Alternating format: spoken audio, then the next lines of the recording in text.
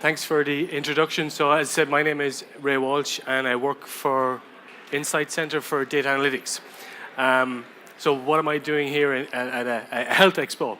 Well, part of what I do as part of my day job is I work on data analytics for large projects. And one of the large projects that we're currently working on is a targeted research project, which is in this space. And just to make reference to some of the things that are on the slide, so Insight is the National Centre for Data Analytics. It's a four-sited research centre, so it's spread across 4 universities. DCU, which is my host university, is part of that research centre, and it's funded through Science Foundation Ireland. So Science Foundation Ireland have invested about 80 million in that one research centre, and that 80 million is spread across all sorts of analytical projects, but a chunk of them is in the area of health and human performance. And I'm going to just talk a little bit about projects that we're involved in with some of my colleagues who are here in the audience as well. We can have a chat with them after the discussion. Okay, so to kick it off anyway, so in terms of just the health aspect of it, I'm going to look at, on the first slide, at obesity. And obesity is a big problem, not just within Ireland, not just within Europe, but within the world. It's estimated at the moment that nearly a third of the population of the planet are obese. That's a very large statistic. Like, that's a global statistic. We are not doing so well.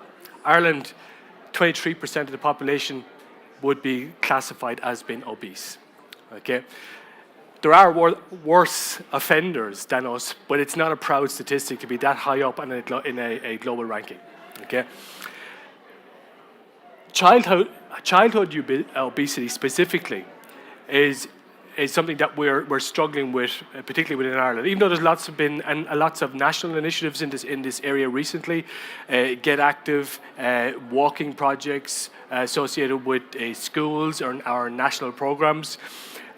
It's the prognosis for 2020 is that we're going to have a worse situation than we currently have. So the graphic, which is hard to read, we've gone from a situation where a 10-year-old child would have a weight approximately about 4 stone up as far as 4 stone 5 pounds. So it's a significant percentage increase, nearly a 25% increase over a period between 1948 and 2020, if we don't do something radically to change our lifestyles. And then we can see on the graphic at the very bottom some of the obvious implications of obesity.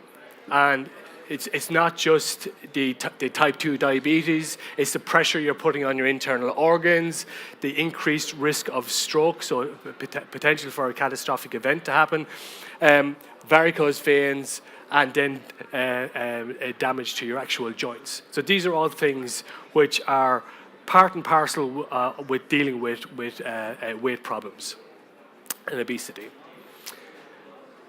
To have a look at diet, exercise, and hydration, this is the food pyramid. No, it isn't. Just checking to see you're awake. So we don't have potatoes, meat, whiskey, lagers, and everything else. That's not the food pyramid. It's a food pyramid. And from a caricature point of view, if you go back and look at historically what Irish people are supposed to be like, then that might be something that you would have thought it was accurate. It's not accurate. It's just there to grab your attention. There is an actual real food pyramid, which has been going through lots of revolutions recently. And we're going to have a look at what the current state of affairs is in future slides. Exercise, because of Wi-Fi, predominantly, Netflix, all of those social and interactive media platforms that we have available to us, we've got this very sedentary lifestyle creeping in, not just within the younger people, but also within adults themselves. And from a hydration perspective, this is where we are pointing towards hydration, is fizzy drinks. It's not to adopt what the recommendation would be to have drinks of water, or at least water with some cordial mixed within it, which is the recommended intake for hydration. The So while these caricatures might be thought-provoking, they're not that far off the truth. The real food pyramid is going to look like this, where you have lean meats and fish at the very bottom. Okay, so you got lots of protein. Then you have your carbs, your fruits and vegetables, and at the very top you have nuts and seeds, which at the very high level you've got both fiber and a little bit of fat, and then you have natural fats and oils there as well. But this used to be at the very bottom. Does anyone know what used to be at the bottom of the real food pyramid? Yeah. Absolutely, the carbs. That's what it used to be, and we eat spuds. That's what we do. We're Irish, so we eat spuds, and that was the healthy way, the healthy diet, and that was wrong. So they tell us now, but it wasn't wrong at the time, because when the population was eating a lot of carbs, we were far more active. Now we're not as active, and as a result of that, the carbs, which turns into sugars, has a negative effect on us. So this is more realistic. Even if you look at the Department of Health website, you see an older version of this, which still has carbs and pastas and potatoes at the very bottom. So it has changed even in the last couple of years. We do have more apps available now. We've lots of wearable technology. We have the standard Fitbits. We have the inertia devices for tracking the number of steps, step counters, and we have all sorts of apps attached to our smartphones, whether it be Apple or Android systems. And we have other apps which just do a breakdown of the type of food that we're currently intaking. So from a nutrition perspective, it'll tell us how much fiber, how much fat, how much carbohydrate, how much sugar, how much protein. You can get applications that will do this. But it's all very sporadic and it's very bitty, and it's very hard to engage with that. And the purpose of this talk then is to talk about lifestyle changes. Because in order to make a significant difference to your health, to the amount of carbohydrates, the amount of protein, the amount of sugars, the amount of vitamins you're getting into your diet, you're going to have to make a concerted change to do things right. Because it's easy to do it wrong. That's why the vast majority of people do it wrong. Okay?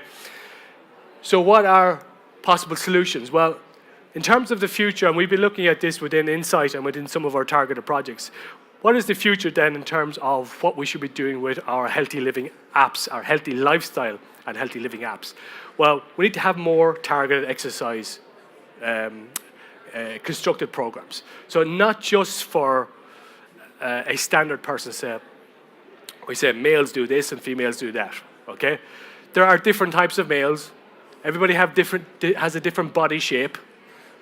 There's the different gender aspect. You have different age groups. You have different requirements at different stages of your life. Okay, so if you're going to get engaged with an exercise program, then it needs to be tailored to the individual, not just some standard off-the-shelf exercise program. Nutrition. It's not just about eating the right things.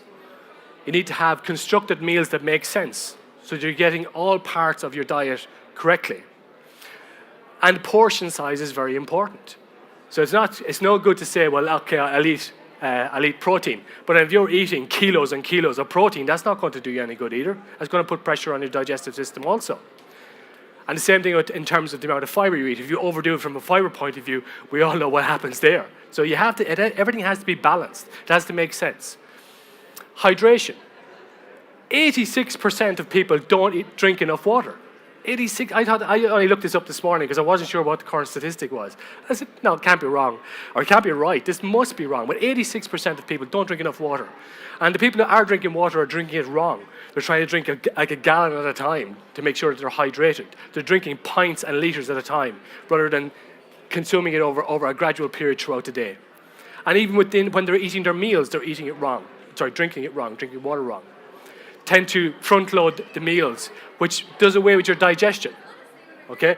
Now, and all of this information, in terms of ICT, all this information is available online. So there's tons of information available about exercise, about hydration, about nutrition, etc. But what I'm going to talk about is how ICT, specifically ICT apps, can help to solve the problem. I thought weight, again, we need to have dynamic programs for weight. If you've got a targeted weight you want to reach, then that needs to be done in with a sensible program. where on average you're losing about 2 pounds per week, okay? Because that's maintainable, rather than doing these binge diets where a lot of weight is lost and you don't keep it off. So it needs to be done in a sensible manner. Heart rate.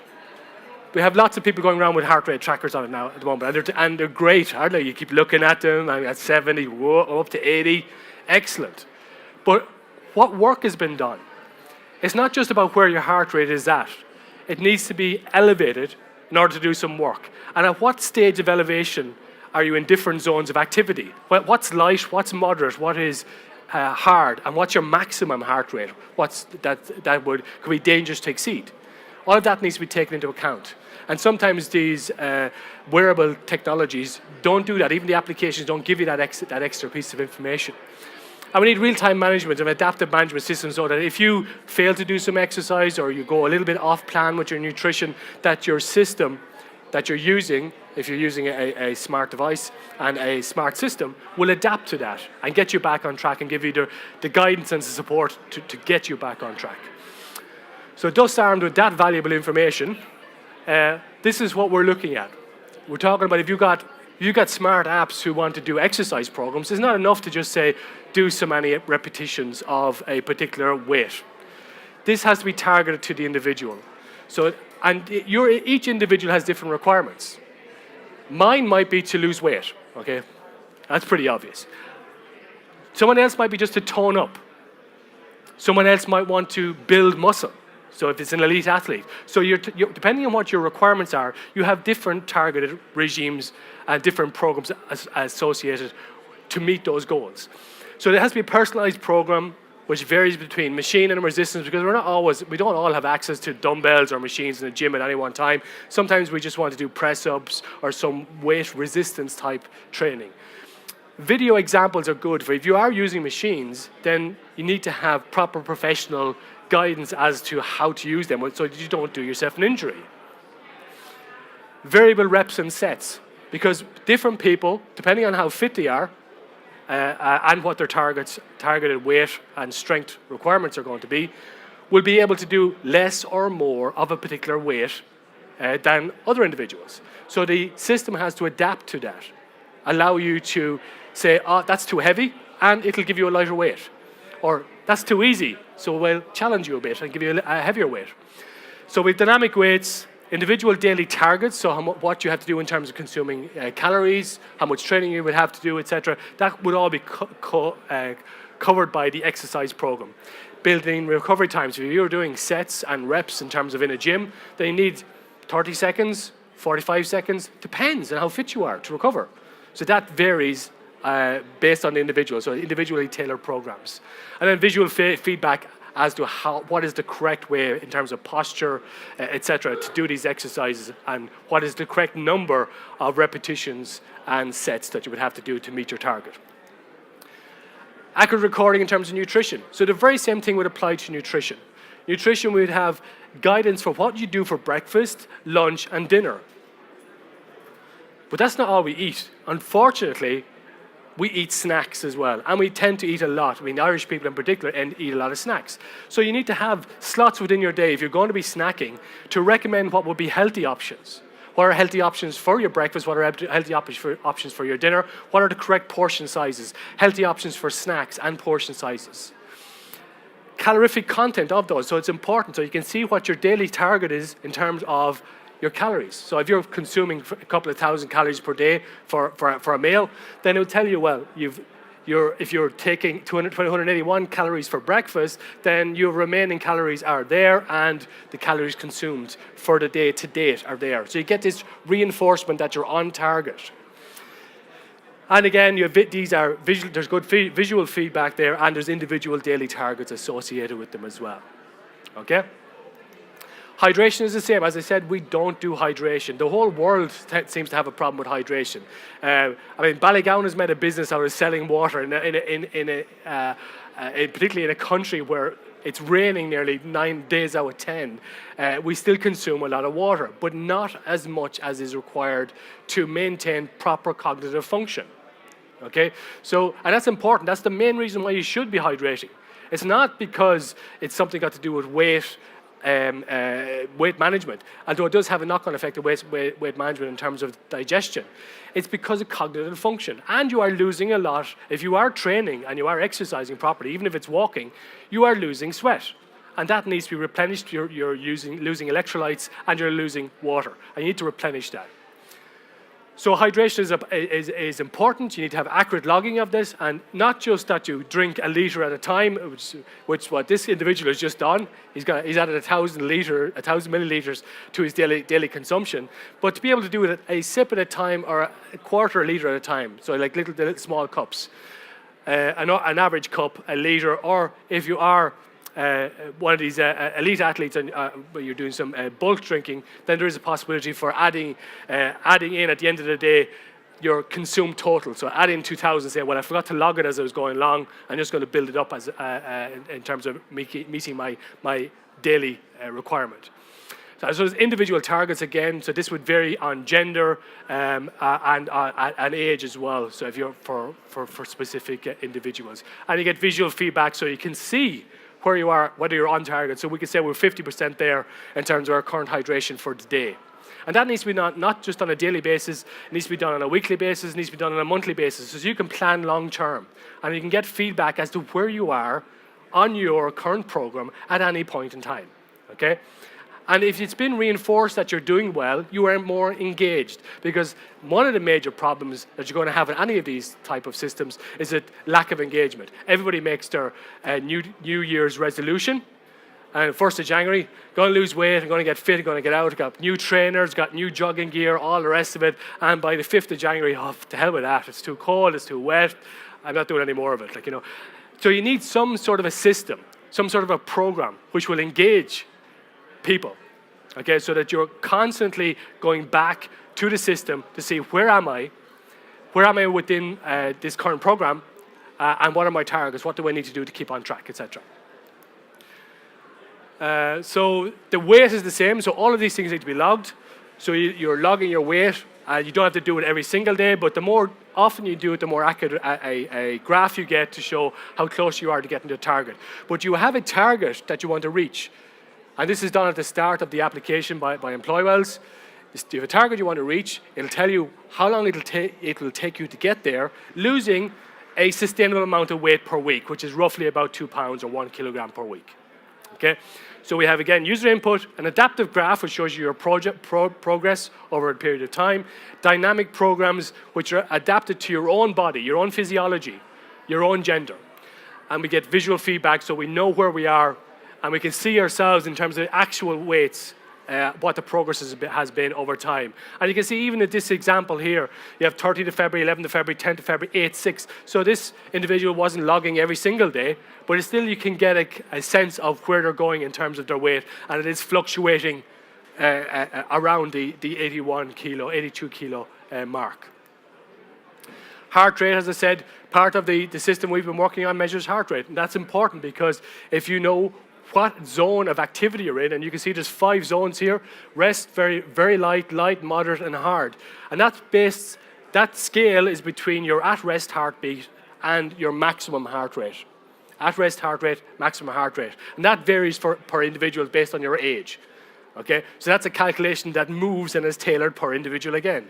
So it's not about just doing global solutions to weight loss or to strength and conditioning. It needs to be targeted to the individual, and that's where the future of these programs will be. You have zones, you have timed levels, so you can see it's hard to make it out in this particular graphic, but you can see 33 seconds at rest, so it's starting up to build up their activity, and then 2 minutes 39 at very light, and then as they got into the routine, their heart rate went up to very hard, or the hard rate right there, where they're actively engaged and working hard to achieve their targets. And you can see this visual feedback is very good. The color of the application will change to tell you what zone you're in. So it will be yellow if it's moderate, green if it's light, dark blue if it's very light, and when you're at rest, it's this light blue color. And the whole screen changes as well as the large number because we have this, for the visually impaired, this type of app needs to be, all types of people can use it because of the structure of the app and the way it's built. And then all of this is put together with a real-time management system, so at any point in time you can check where you are right now, live, in terms of hydration, your weight, where you are within your weight program, where you are within your exercise program. And what's really cool about it is just look at it. The app summarizes with smiley faces whether you're on target or not, as well as giving you your percentages. So, okay, my lifestyle score today, well, sort of a nondescript, it's all right, I've done a little bit of exercise and good nutrition and a little bit of hydration, so it's okay. But over the last 7 days, I've been really good. I have a smiley face which shows me that my 46.9% is my score, which is pretty good. Okay, so I've been engaged more in the last week. But if I go back and look over the last month, I said, well, I've been slacking a bit. I didn't do anything earlier in the month, but I've been trying to pick up in the last couple of weeks. And that is all fed through this dashboard system, which allows you to interact with it, not just for an individual. This can be fed up the management chain to if you're working in a gym with a personal trainer, then the personal trainer can see the customers that he's working with. And if it's a suite of gyms spread across multiple jurisdictions or multiple locations even within one city or one country, then you can see different gym names, smart gym, and different people who are the trainers and their clients. All can be summarized within some sort of a management app. Always accessible in the cloud.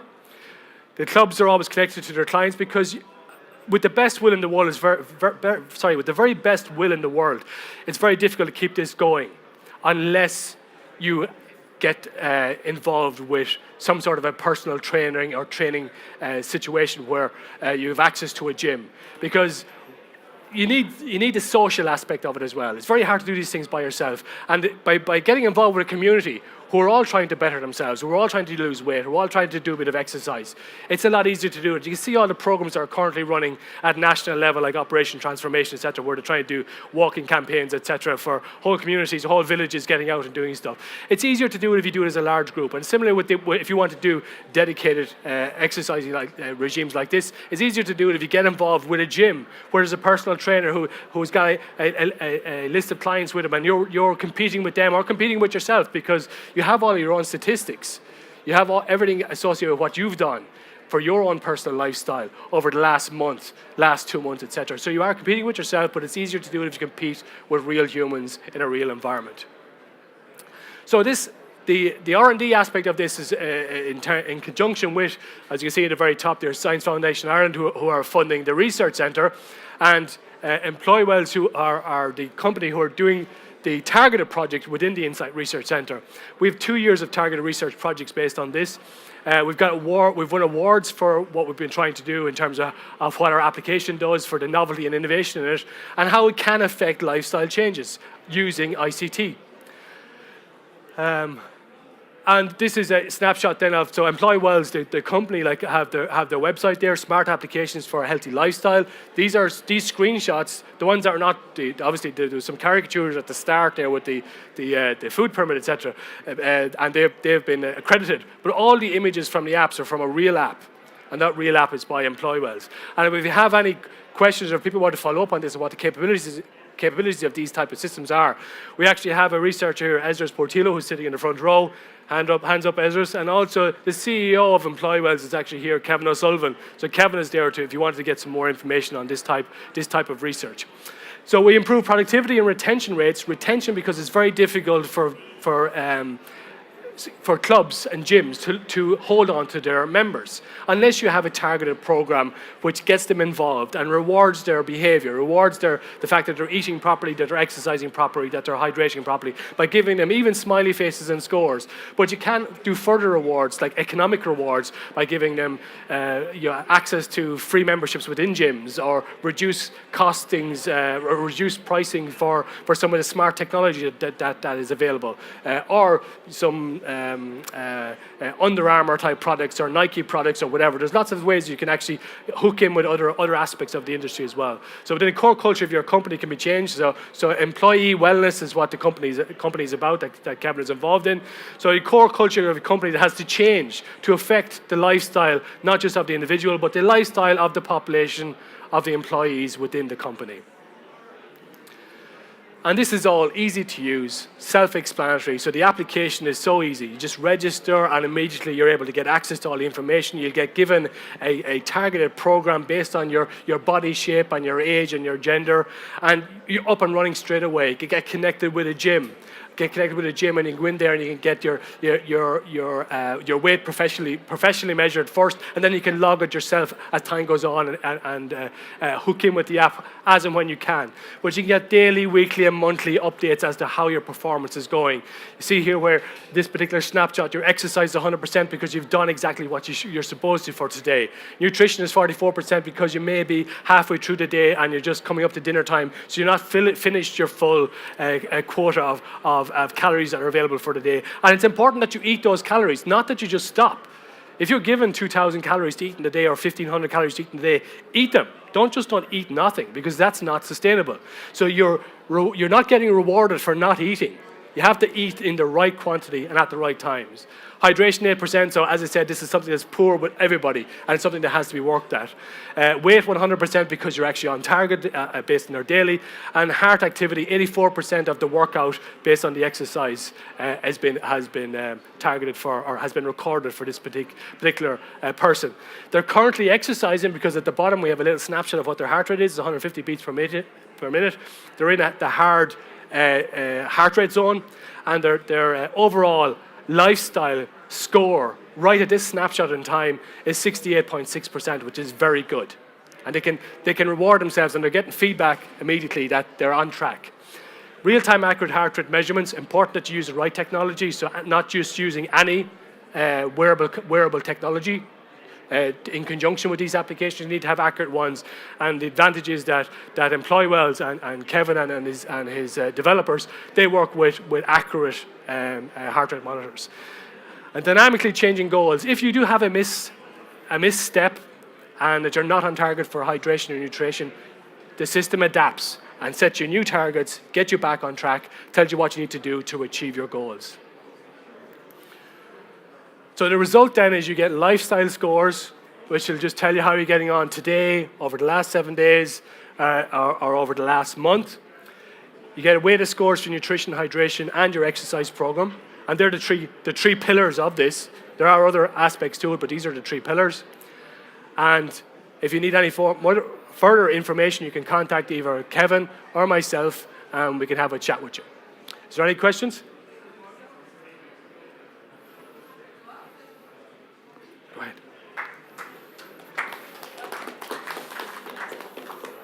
Yeah. Just a very quick one. Have you looked at mindfulness at all, or mental health?